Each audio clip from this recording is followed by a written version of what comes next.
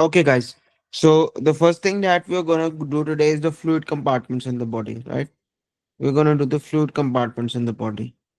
So if you look at the fluid compartments, so our body has almost from the total body, 60% of the body is made up of water, right? So of our total body weight, 60% of our body is only water, right? Now, out of these 60%, remember one other thing, right? 40% of total body is present, what body's weight is present inside the intracellular fluids, right? So 40% of the body fluid is present inside the cells, right? And the most important thing that is present in this regard is the fact that inside the cells, your what ion is most gonna be present, right? What ion is present in the inside the cells and what ion is present mostly outside the cells, right? So most likely the ion which is usually present inside the cell is potassium, right? We usually have a lot great amount of potassium, right? That is present inside the cell, and only small amount of potassium is present outside the cell. Now, almost all of the potassium inside the body comes into the cell, right? So this is very important. Why is this thing important? This thing is important when we say that there is hyperkalemia or there is hypokalemia, right? If the level of potassium. So I have started speaking, right? Yes. So basically cells are bag of potassiums, right? So cells are bag of potassiums, right? And so body stores potassium, right? Inside the cells. Now why is this thing important? This thing is important because when we say a patient is having hyperkalemia or if we say a patient is having hypokalemia, we means that the potassium is increased inside the extracellular fluid, right? So let's imagine this is the blood vessel, right? This is the blood vessel, and if this is the cell, right? This space is known as the intracellular fluid, right? Now, almost all of the other spaces known as the extracellular fluid, right? This space is known as the interstitial space, right? And this is known as the blood plus plasma, right? This is known as the vascular fluid, right? So all amount of potassium that is present inside the blood vessels, right, inside the blood, that we measure only that potassium, right? We do not measure the potassium that is present inside the cells, right? And only the potassium that is present in the blood that is going to play an important role in the body, right? Only that potassium is going to play an important role in the body, right? So if we have a lot of conditions, right? So if our cells die, right? So if a lot of cells start dying on the body, right? So if these cells start bursting, what is gonna happen is that all of this potassium is gonna come outside, right? And then we are gonna have hyperkalemia. In the same way, insulin sends almost all the potassium inside the cell. So if we have a condition in which insulin is deficient, such as diabetes or diabetic ketoacidosis, then again almost all of the potassium is going to come out of the body, right? So this is the first thing that is important, right? Second thing is that extracellular fluid is almost 20% of the body weight, right? And what is extracellular fluid? We have already dealt with it, right? And the main ion of extracellular fluid is sodium, right? The main ion of the extracellular fluid is sodium. The two important things are that how can we measure the amount of extracellular fluid in a normal patient? In order to measure the amount of extracellular fluid in a normal patient, we radio label albumin, right? Again, albumin is a protein that is normally present in the extracellular fluid. I'm not gonna go into the details of radio labeling albumin because it's not important here. The only thing that you need to remember is that Whenever you want to measure the extracellular fluid, you're gonna do radio labeling of albumin, right? Or the plasma volume, right? Specifically the plasma volume. So for plasma volume, you're gonna do radio labeling of albumin.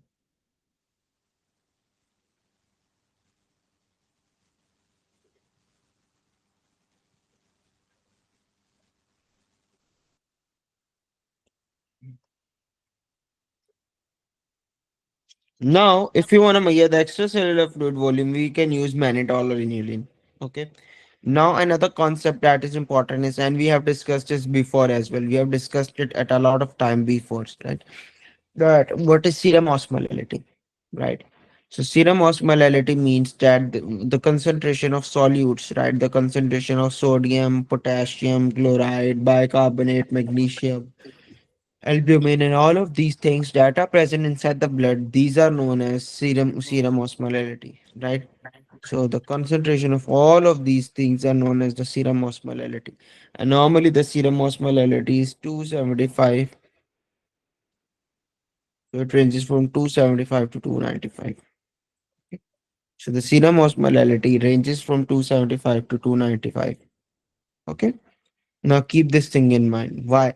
Because whenever you are gonna get a lot of water, right? So whenever you're gonna get SIADH, whenever you're gonna get psychogenic polydipsia, right? Whenever you're gonna get these conditions, right? So then the amount of water in the body is gonna increase, right? When the amount of water in the body is gonna increase and the serum osmolality is gonna decrease. Okay. And so keep this thing in your mind, right? Whenever the amount of water in the body increases, the serum osmolality is going to decrease, and the reverse is going to happen in other cases. Right? Diabetes insipidus, the serum osmolality is going to increase, right? Why? Because a lot of water is being lost. Similarly, in dehydration, the serum osmolality is going to increase as well, right? So keep this thing in the mind. Okay. Any questions regarding this? I don't think so. There's any questions.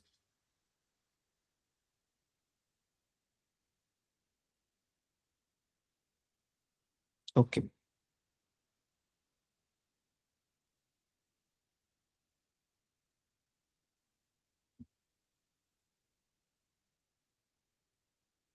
Okay, so the next thing that is important is the renal clearance, right?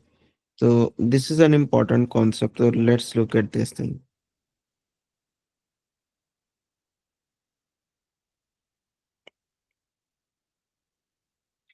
So what is renal clearance, right? So what does renal clearance means, or what is renal clearance, right? So this is a very important concept, right? And a lot of students get it wrong. This thing is important in order to understand the functioning of kidney and how does the kidney works, right? So basically, renal clearance means that this is the amount of plasma, right? So for example, if we have 100 liters of plasma, right? Can anyone tell me what is plasma? Like uh, 50-55%, because it minus hematocrit most of the time is Yes, so 45% hematocrit.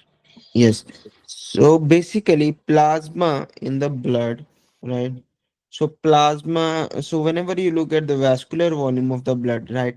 So that thing is known as the plasma. So everything in the blood, removing the red blood cells and the platelets and the white blood cells without the blood is known, without the blood cells is known as the plasma, right? So if you remove the red blood cells, white blood cells, and the platelets, right, the remaining thing that is left behind is the plasma, right? That thing is known as the plasma, right? And for example, for our imaginary purposes, we say if a person has 100 liters of plasma, right? Now, what is going to happen is that kidneys are going to filter the plasma, right? So kidneys are going to take this plasma. So basically, we have this afferent arteriole, right?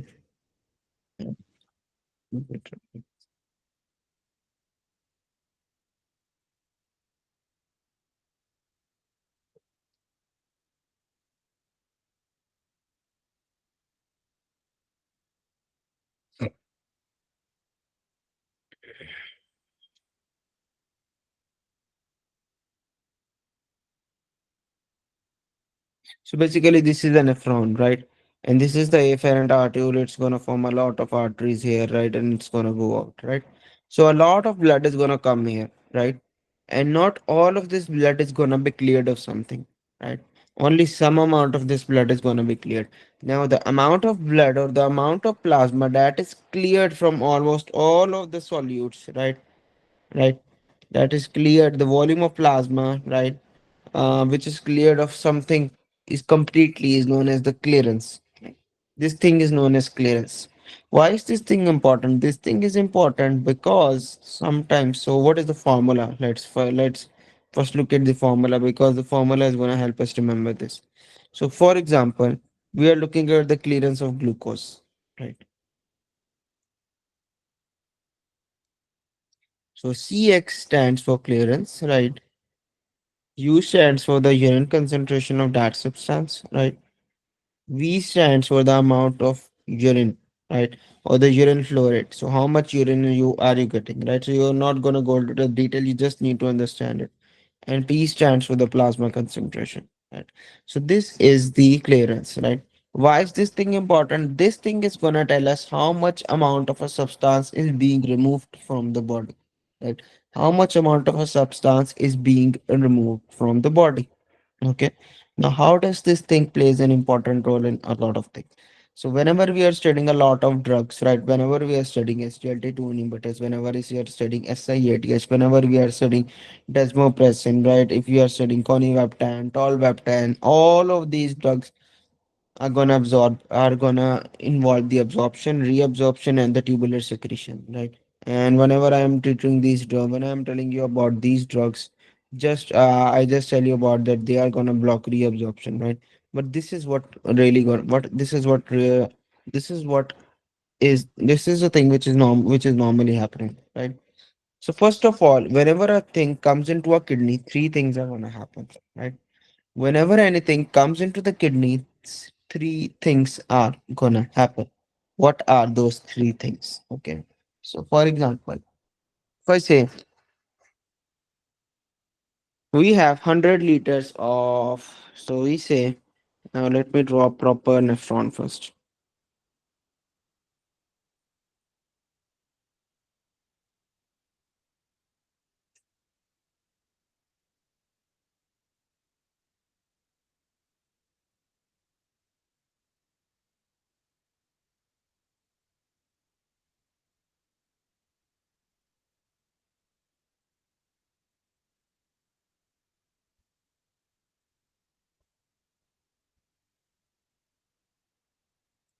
So, imagine this is a nephron. So, the first thing that is gonna happen is that blood is gonna come here, right? So, we can 100, so let's say that 100 liters of blood come here, right? Now, what was the renal blood supply that a normal person has from the cardiac output? Can anyone tell me? 20%, 20%. 1.2 liter. Yes. So And the renal blood flow was 20%, right? So for example, if 100 liters of blood is normally present, is normally being pumping in 1 minute, right? How much of that blood, how much of that 100-liter blood is gonna go in? 20 liter. That means Yes. Right. So the patient is gonna have 20 liter, 20 liters of blood. And the patient is going to have 20 liters of blood out of that 100 liter that is going to come into this kidney, right? So 20 liters of blood comes into this kidney, right? And almost all of the blood, so here is the blood vessel, right? And outside this blood vessel is a tube, right? This is a tube that is present outside the blood vessel. This is a tube that is present outside the blood vessel. So let me make it better, right? So this is the blood vessel, right? These are the blood vessels. The blood is gonna come here, right? And the blood vessels are gonna go out from here and they are gonna surround this nephron. Okay, so is this structure clear?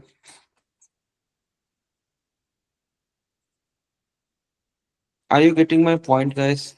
If yes, okay. So now this is the thing that happens, right? So 20 liter blood comes, right? 20 liter blood is gonna go into this glomerulus, right? 20 liters of blood is gonna go inside this glomerulus, right? And now after going into this glomerulus, what is gonna happen is that all, like, let's imagine almost all of the blood is gonna pass here, right? And for example, if 20 liters, so now let us think about glucose, right? So let us think about glucose. So every liter of blood has glucose, right? Normally we have 100 gram of glucose, 100 gram per deciliter, right? So this is the normal glucose that we have, right? So almost all of this glucose from the 20 liters is gonna be absorbed here, right? So almost all the glucose is gonna get absorbed here, right? It's gonna go over here. And when the blood comes out, no glucose is gonna be present, right? So for our simplicity sakes, we say that 1 liter. So we say that 1 liter has 1 kg glucose in our body, right? So how much glucose will be present in 20 liters?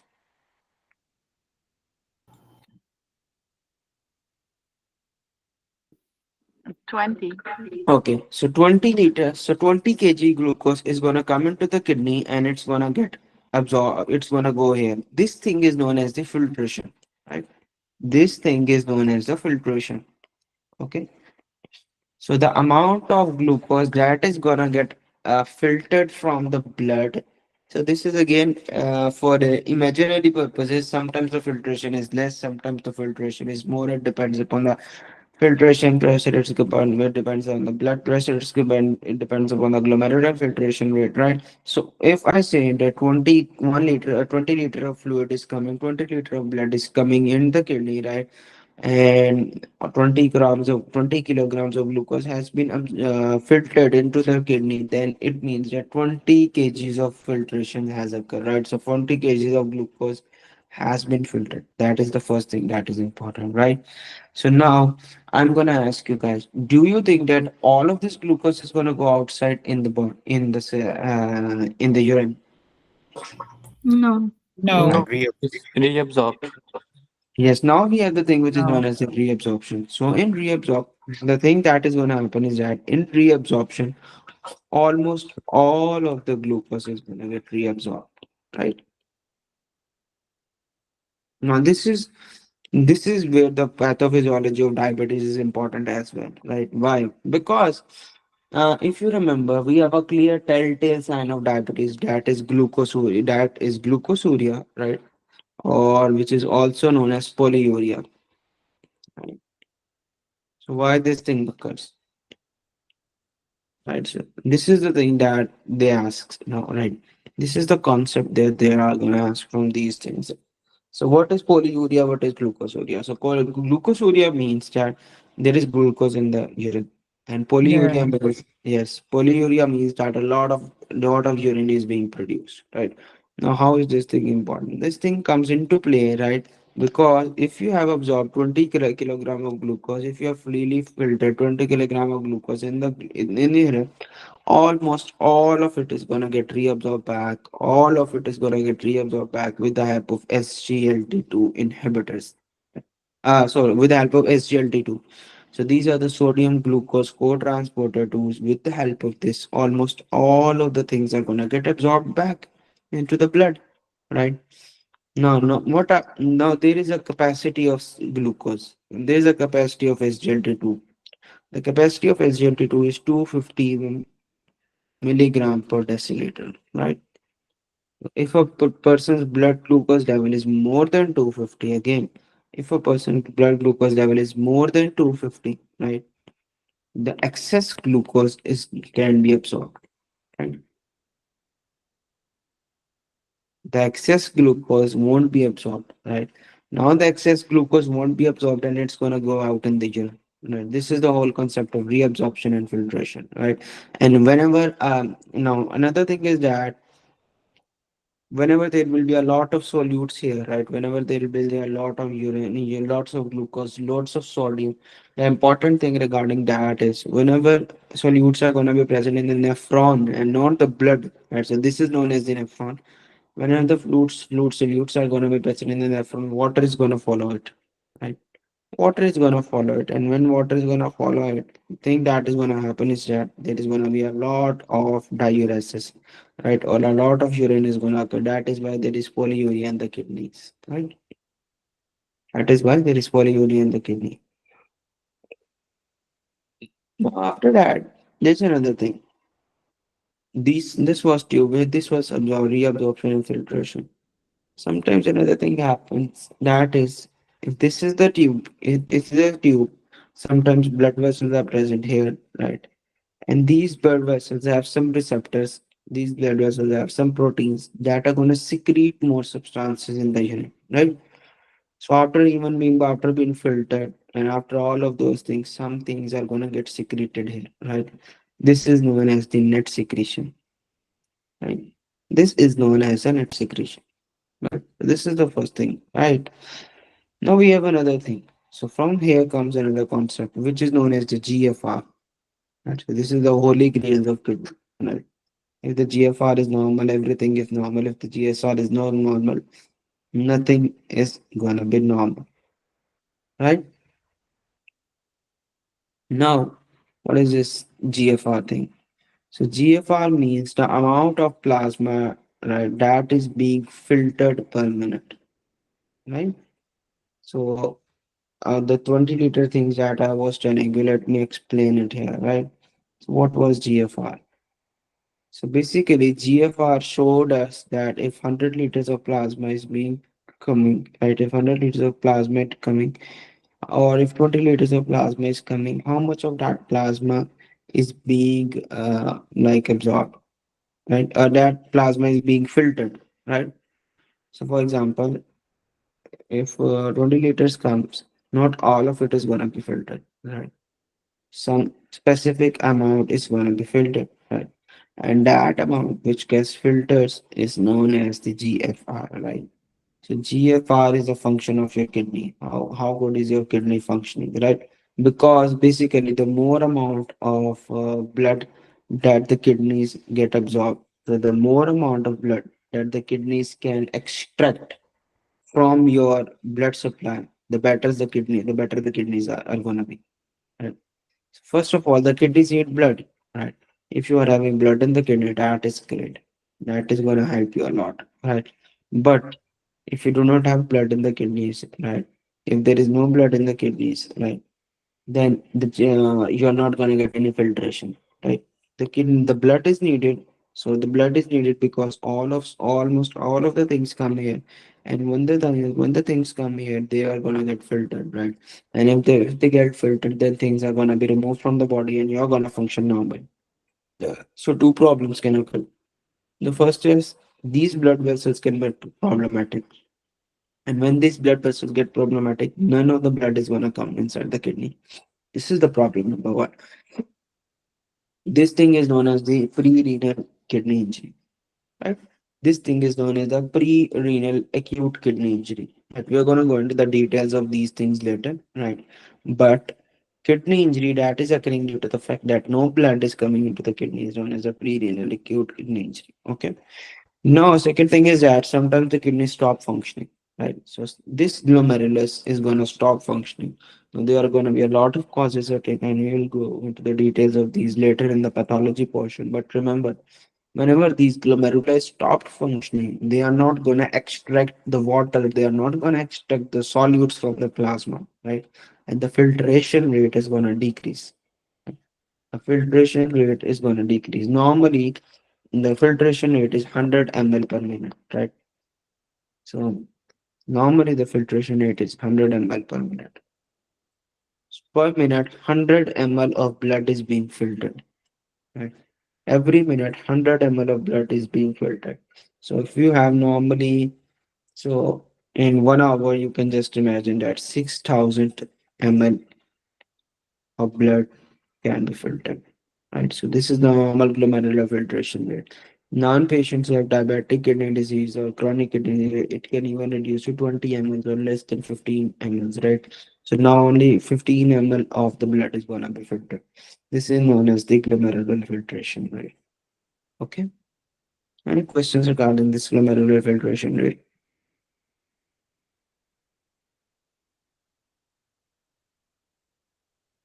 Okay.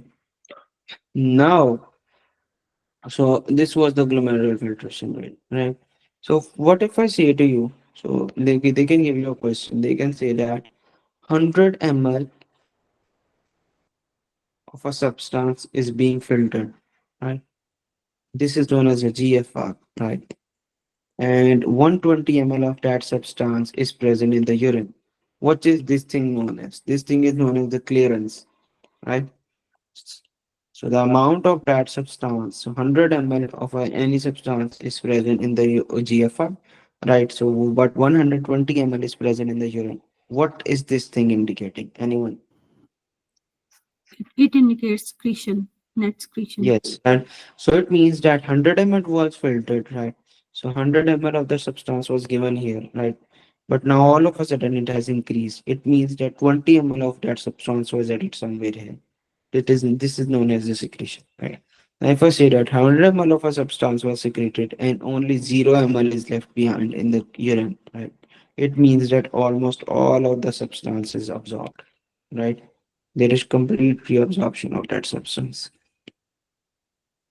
Now, the last thing is that sometimes the clearance and GFR is going to be the same, right?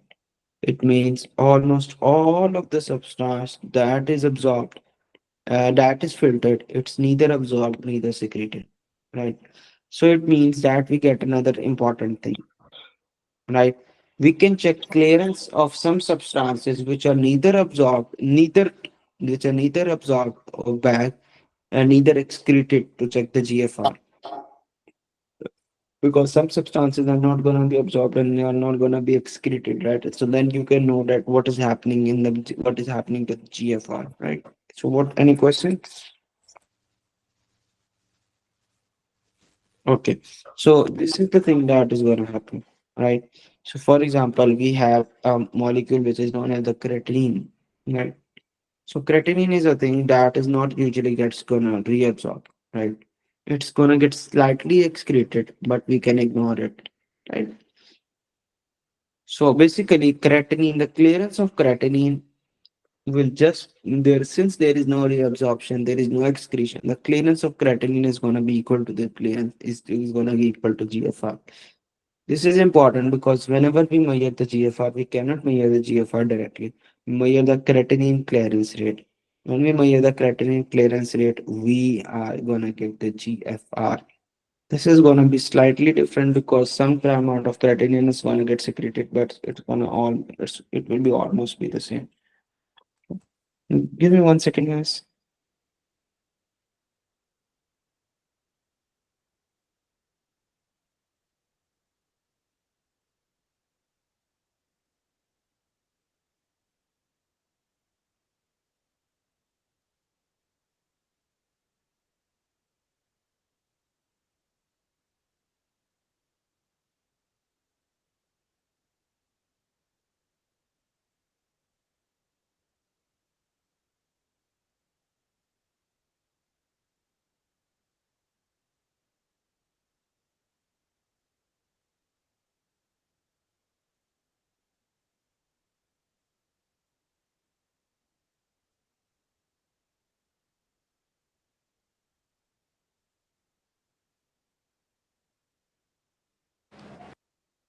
Okay, guys.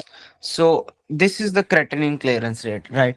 So on the creatinine is a substance that is neither absorbed, neither secreted, right? So we can just see the clearance of the creatinine, right? And after seeing the clearance of the creatinine, we can easily see what is the GFR of the body. This is a very easy way to know the GFR of the body, right? Now there is a formula of the GFR.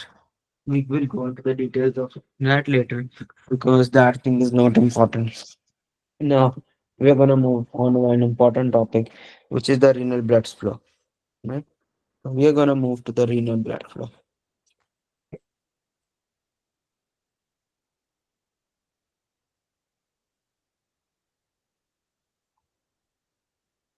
So we have already discussed how much renal blood flow is coming. The main thing that we're gonna do is now the regulation of renal blood flow.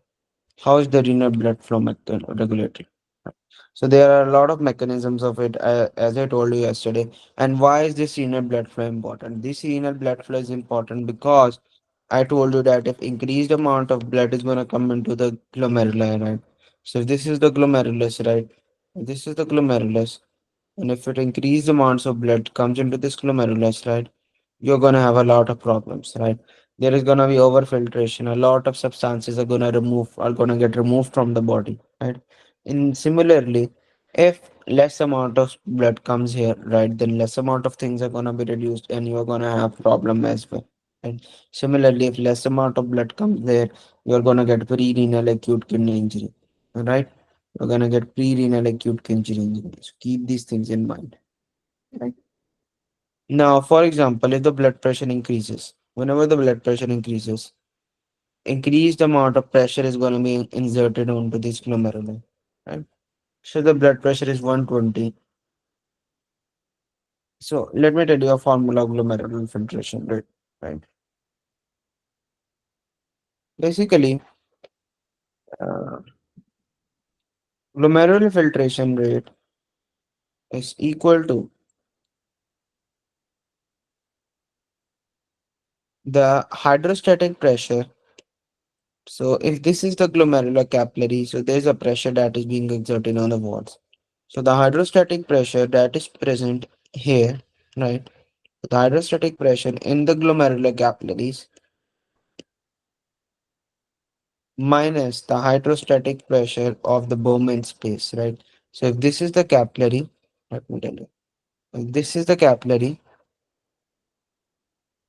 and this is the glomerulus, there's a pressure inside this capillary, and that pressure is gonna force the fluid to go out.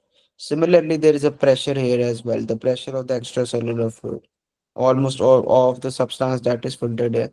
This pressure, the pressure which is present inside the Bowman space, right? This space is known as the Bowman space, right? So there is going to be hydrostatic pressure here that is going to be present inside the Bowman space. So the pressure that is present inside the Bowman space is going to let these things go back inside the kidney and go back inside the blood vessel, right? So this thing is known as the GFR.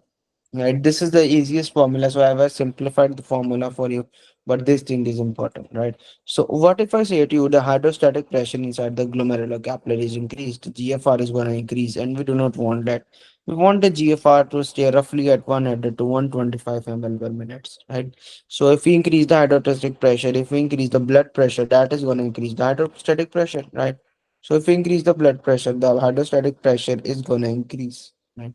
And when the hydrostatic pressure is going to increase, increased blood flow is going to come into the renal arteries. Right? So how do we do it? So if you look at the glomerulus again, we are going to have two arteries.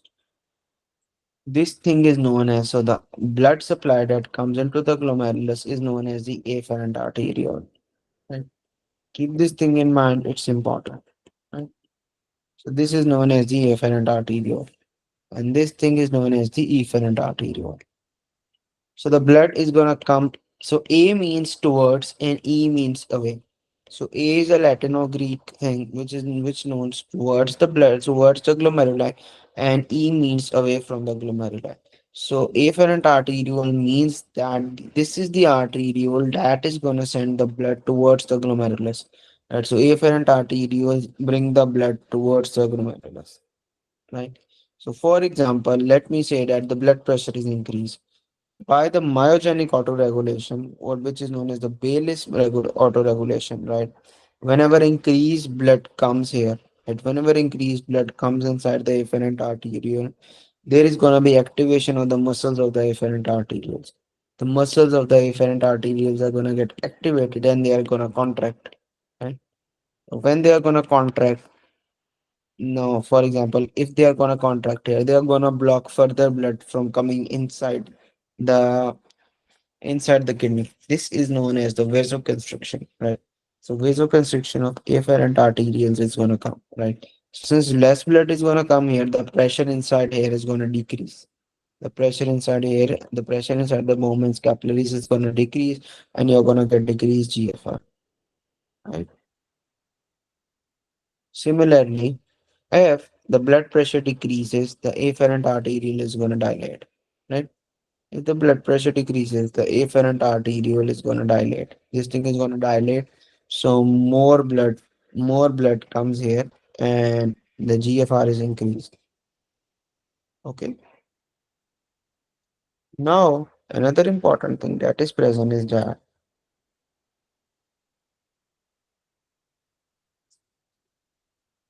okay, so is this thing clear?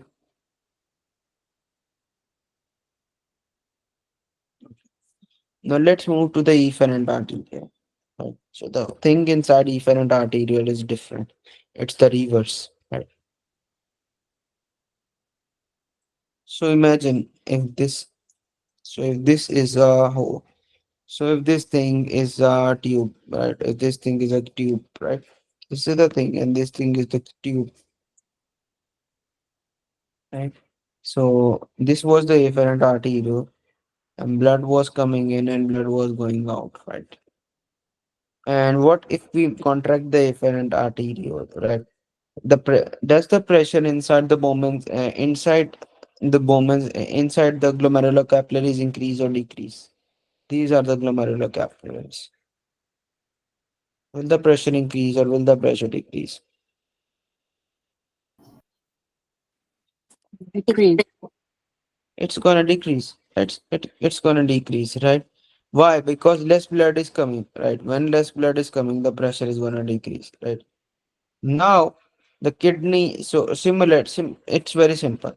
The greater amount of blood that you keep here, right? The greater the amount that is present here, the greater is gonna be the GFR. Again, the greater the amount of blood that you return inside these glomerular capillaries, the greater is gonna be the GFR. It's very simple. Again, the greater the amount of blood you retain in these places, the greater is gonna be the GFR. Now, what if I say to you that I'm gonna block the efferent arterioles, right? I'm gonna block this arteriole. Will the blood here increase or decrease? Increase. And Increase. Increase. when the blood increases, will the GFR increase or decrease? Increase. Increase. Increase. Increase. Increase. Gonna Increase. increase, right? So Because hydrocephalus. now the worst is gonna happen in case of efferent arterial dilation.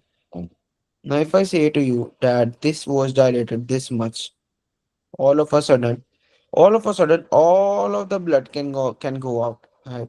All of the blood can go out, and the GFR because of that is gonna decrease because the pressure is gonna decrease. Now, this is the mechanism of action of ACE inhibitors, right? So I've discussed ACE inhibitors a lot. They dilate the efferent arterioles, right? By dilating the efferent arterioles, by dilating these efferent arterioles, what is going to happen is that the GFR is going to decrease. Simple. The GFR is going to decrease. GFR. So when the GFR decreases, right? What is going to happen is that if you are having a kidney disease, right? If you are having a kidney disease and due to that kidney disease, a lot of pressure is being exerted on your nephrons. Less pressure is going to be exerted on your nephrons, right? Because the GFR is getting decreased, less filtration is happening. Your nephrons won't have to work that hard. So, so that is why GFR, that is why ACE inhibitors are renoprotective, right? ACE inhibitors are protective of kidney, right? They are gonna increase, right? So that is why ACE inhibitors are renoprotective. Okay, just keep this thing in your mind. How do ACE inhibitors protect the kidneys? This is the way ACE inhibitors are gonna protect the kidneys, right? So this is how ACE inhibitors protect the kidney. Okay. Now this is gonna have some drastic circumstances as well, and this is the thing that you're gonna see a lot. So whenever you are gonna Doctor, start, can you yes. please repeat the ACE inhibitor and their effect on the efferent arteriole and how they are the renoprotective, please? Okay, so I was saying to you that if this was the glomerulus, right? If this was the glomerulus, right? And if blood was coming in here, right? And the blood was coming in here and it was going out, this is normal. But if all of a sudden I block this efferent arteriole by blocking it, right? What is gonna happen is that blood is gonna get pooled up here. A lot of blood is gonna get pooled up here, right? And when the blood is going to get pulled up here, the pressure inside the glomerular capillaries is going to increase. And when the pressure inside the glomerular capillaries increase, the glomerular filtration rate is going to increase. This is the normal mechanism. Now, what do ACE inhibitors do? They do the opposite. They are going to dilate this area. They are going to dilate this area like this. They're going to make this area, make this arterioles or these tubes very big. Right? So the tubes are going to get very big. And when these tubes get very big, what is going to happen is that the glomerular filtration rate is going to decrease. Right? Glomerular filtration rate is going to decrease. This is the thing that is going to happen, right? The glomerular filtration rate is going to decrease. And once the glomerular filtration rate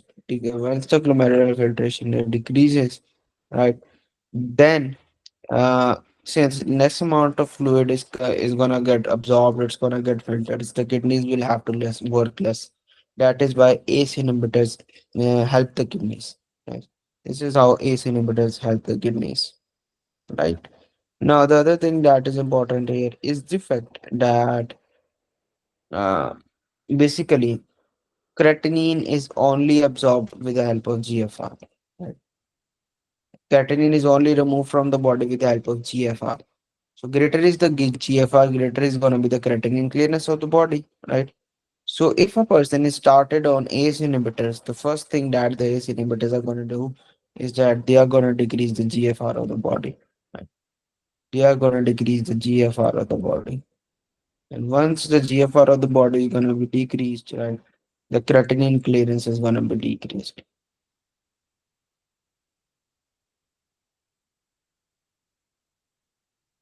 So basically, ACE inhibitors decrease the GFR, and when the GFR is decreases, the creatinine clearance is decreased.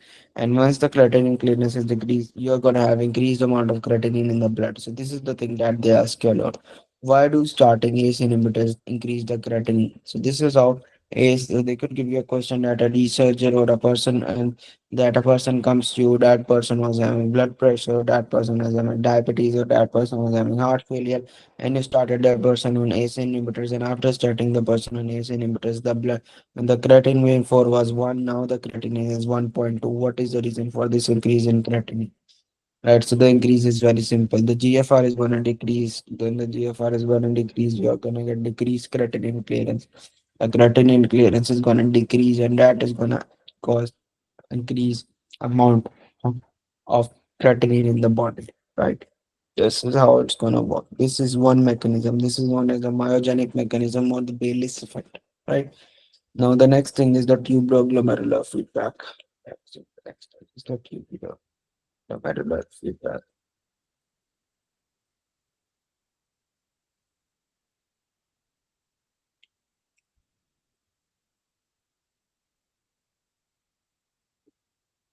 What is this tuberoglomerular feedback? This is also known as the macula densa.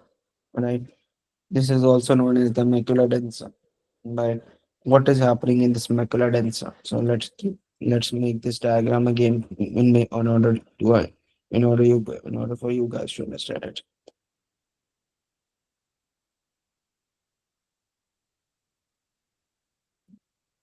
Mhm.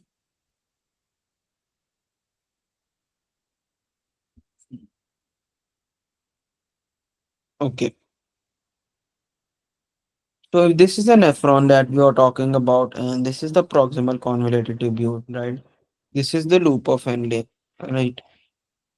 This area is known as the distal convoluted tubule, right? This is known as the distal convoluted tubule, right?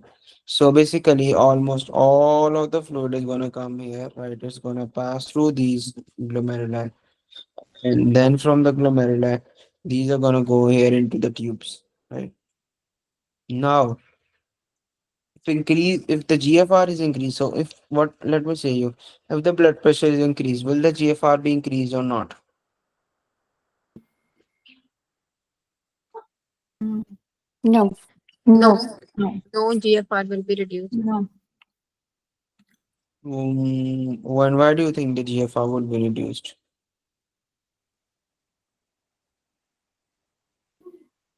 GFR will increase. Yes, so the GFR is going to increase, right? So if the blood pressure increases, increased amount of so blood pressure increases, increased amount of blood is going to come into the into the glomerular capsule, right? So increased amount of blood is going to come into the this glomerular capsule, and when increased amount of blood comes here, the GFR is going to be increased, right? And when the GFR increases again, almost all of the things are going to go here, right? So now I'm gonna ask you, will the filter rate or will the amount of the things that are present in these tubes will that be increased or decreased? It will Is- increase.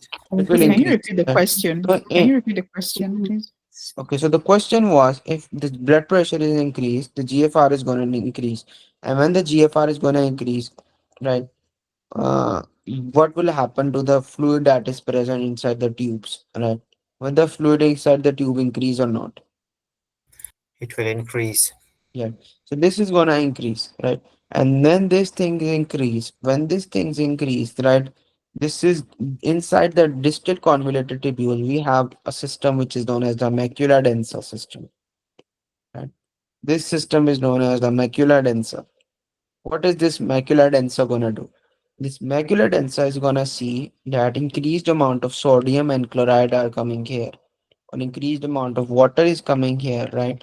And then what is going to happen is that it's going to say to the afferent arteriole back here to contract, right? And when the afferent arteriole is going to contract, the GFR is going to decrease. And when the GFR is going to decrease, you are then going to get then you are going to get reduced amount of renal blood flow or GFR. Okay, and the reverse is true as well. So if the GFR decreases, right, decreased amount of things come to distal convoluted tubule to the macula densa. What is going to happen is that then you can give the patients. Then the patient's macula densa is going to sense that decreased amount of fluid is coming. We need to increase the fluid, and it's going to dilate the afferent artery. Right? Is everything clear? Okay. Now, let me tell you a very important thing. Now we in the previous lectures we discussed the treatment of central diabetes insipidus. Right? The treatment of central diabetes insipidus was discovered in the last lecture. Right? How is the central diabetes insipidus treated? Right? So in case of in central diabetes insipidus, we only gave the patient desmopressin, and that solved the patient's problem. Now, this is a question that the U will ask you a lot, and the NBM is the U world assemblies ask you a lot. And what is the treatment of nephrogenic diabetes insipidus? Because you cannot just give desmopressin in it. Because even if you give these patients desmopressin, it won't have any good effects on these patients. Why? Because these patients, yeah, but desmopressin is already normal, right? It's not going to cause any decrease or any change in that, right? So how do we treat nephrogenic diabetes insipidus? Anyone? With the salt restriction, Anything? Hydrochlorothiazide. Anything else? diuretics, Why do we give diuretics in case of nephrogenic diabetes insipidus? Why?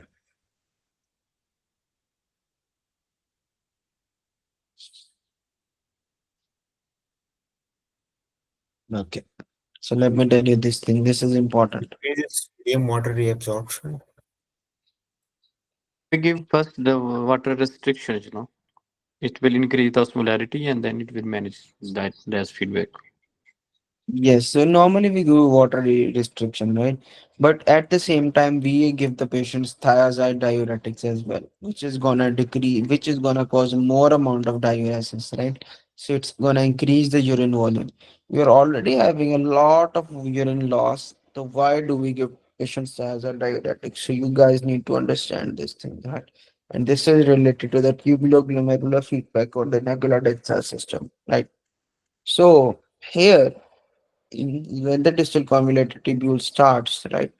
Here there are receptors that are gonna absorb the sodium and water, right? So you guys know that what does the macula densa sense? Can anyone tell me what does the macula densa senses here? Sodium, Sodium sodium Okay, and so concentration. it's chloride. gonna sense sodium and chloride, and if the sodium and chloride is gonna be increased, they are gonna decrease the GFR, right? So what is gonna happen is that when we give the patient thiazide diuretics, it's gonna go in at the initial stages of the distal convoluted tubule, and then it's gonna block the reabsorption of sodium and chloride, right? The reabsorption of sodium and chloride is going to be decreased, right? So no sodium and chloride is going to get reabsorbed here, right? So what if I say, so what if a person is coming to you and I say this patient is being treated with thiazide diuretics? What do you think is going to happen? Will the macula densa have increased amount of sodium and chloride or decreased amount of sodium and chloride? Increase. Yes. So again, if I give a patient thiazide diuretics, the patient, what is going to happen is that sodium and chloride are not going to be absorbed, right?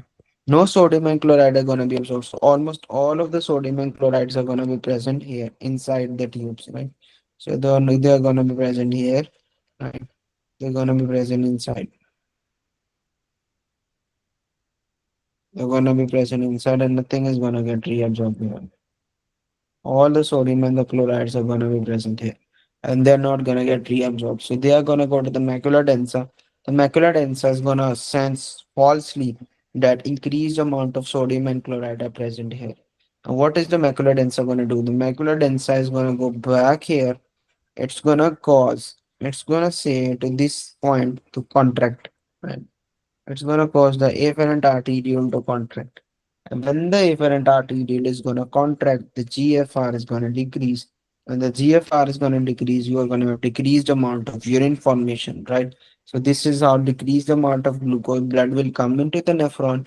And when decreased amount of blood comes into the nephron, right, you're going to have diuresis, right? And the patient is going to be treated. Okay, so basically this is how we give thiazide diuretics in case of nephrogenic diabetes insipidus, and this is how they paradoxically reduce the secretion. This is how they paradoxically reduce the secretion of these things, and we get the patient treated. So what is it?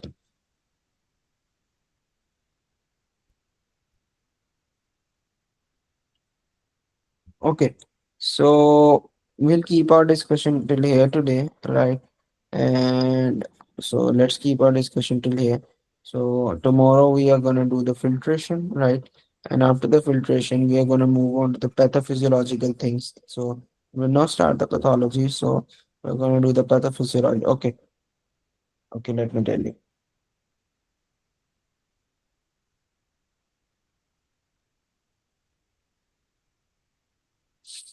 Yes, Dr. Laiba. Sir, you mentioned that when there's decreased GFR, because macula densa triggers the afferent arterioles to constrict, so there will be decreased GFR, and because of decreased GFR, there will be less blood in the nephrons. How is it causing diuresis? It won't cause diuresis. It's gonna reduce the diuresis, right? Okay, okay. It's going to reduce the diuresis. So basically, in case of diabetes insipidus, there is diuresis, right? A lot of water is being secreted, right? So we have to prevent that. So in order to prevent and absorb the water more, right? What we can do is that we can decrease the GFR. We can decrease the amount of blood that is coming, right? This is what is going to happen, right? Now, okay, so yes, so glomerular tubular, yes. Yes.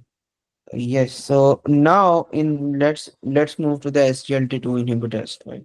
How do the SGLT2 inhibitors delay the progression, right? So again, I have already told you this. How are they gonna decrease, right? But let's focus on this once more.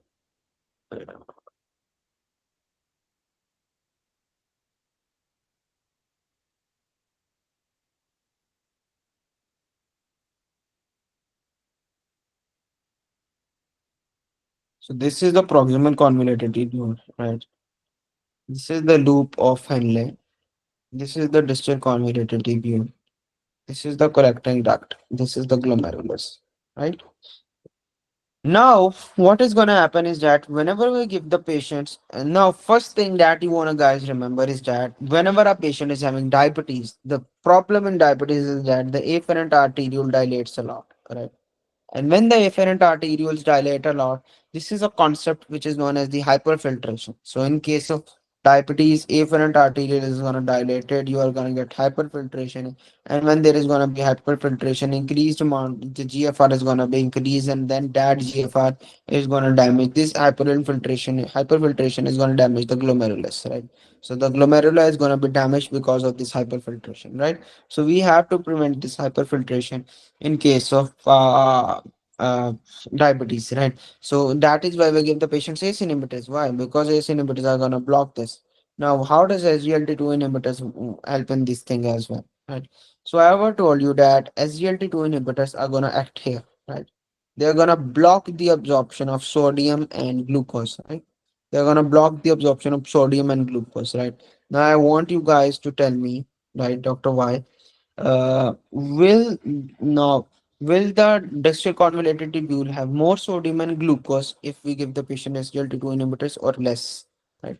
So what is gonna be the what is More. gonna yes. So what is gonna be the sodium and glucose that is gonna be present in the distal convoluted tubule? What are gonna be the sodium and glucose levels that is present? High. Yes. So they are gonna be high, right? They are gonna be high. The sodium and glucose levels inside the distal convoluted tubules are gonna be high, right? And when there is more sodium and glucose inside the distal convoluted tubule, guess what do we have here, right? That structure is known as the macula densa, right? Now, what is the macula densa gonna say to the afferent arteriole? Anyone? It will Okay. Yes, contract, strict. Will Yes. constant. it's constrict, gonna it's gonna ask the afferent arteriole to constrict, right? And when the afferent arteriole constricts, right, the GFR is gonna reduce, the hyperfiltration is gonna be blocked, right? So the hyperfiltration is gonna be low, the GFR is gonna be reduced, and that is why again the glomerula, there will be less mechanical stress on glomeruli. So what is gonna happen? So what happens in case of diabetic nephropathy is that if this is the glomerulus, right, there is gonna be so much increased pressure on this glomerulus, right? The blood is gonna strike this glomerulus so hard that this glomerulus is gonna get ruptured because of that filter hyperfiltration, and this glomerulus is gonna get damaged a lot. There's normally this glomerulus stops proteins from getting out, right? This glomerulus is gonna get so damaged that even the proteins are gonna go out. So how can we prevent this? In order to prevent this, we have to reduce the load, mechanical stress on the glomeruli, and we can do two things to reduce. We can give the patient ACE inhibitors, right? And the second thing that we can do is that we can give the patient SGLT2 inhibitors as well. Okay. Thank you so Uh, much. Thank you. Thank you so much. you're welcome. Right. So we did. So basically, this was the credence trial, right? So, whatever. So this was a credence trial. So the credence trial was done on the canagliflozin, right? And it showed that it reduces 30%. So the canagliflozin reduced 30% risk of end-stage renal disease in patients with diabetes. So patients who are having diabetes, and if we give the patients SGLT2 inhibitors, right, then in those patients, uh, the chances of end-stage renal disease was reduced 30%. So we give the patients canagliflozin, right? And this happened in diabetic kidney disease, right? So the end-stage renal disease was decreased 30%, right? The cardiovascular mortality or the heart failure, again, that was decreased by 30%, right?